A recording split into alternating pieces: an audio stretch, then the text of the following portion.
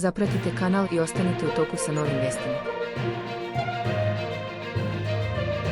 Supruga muškarca iz Lazarevca, koji je nestao pre nekoliko dana, strahuje da bi telo pronađeno u reci Kolubari moglo pripadati njenom mužu. U izjavi za medije istakla je da porodica nema potvrdu identiteta, ali da ih muči unutrašnji nemir. Kako kaže, njen suprug nije imao neprijatelje niti je dobijao pretnje, pa ne zna šta se moglo dogoditi. U naselju Veliki Crljeni kod Lazarevca iz Kolubare je sinoć izvučen džak u kome su se nalazili delovi ljudskog tela. Pretpostavlja se da je reč o ubijenom muškarcu, čije je telo potom raskomadano i bačeno u reku.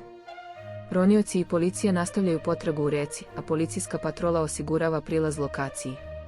Prema dostupnim informacijama, telo je pronađeno nakon što su mladić i devojka koji su se vozili motorom primetili sumnjiv džak iz kojeg je virila ljudska noga. Policija je brzo reagovala i otkrila još delova tela. I dalje se čeka zvanična potvrda identiteta putem DNK analize, za koju je sin nestalog muškarca već dao uzorak. Nezvanične informacije ukazuju da bi se moglo raditi o vlasniku kafane iz Lazarevca, koji je nestao pre 4 dana. Njegov sin navodi da je otac imao finansijske probleme jer su mu mnogi dugovali novac, što bi moglo ukazivati na mogući motiv ubistva.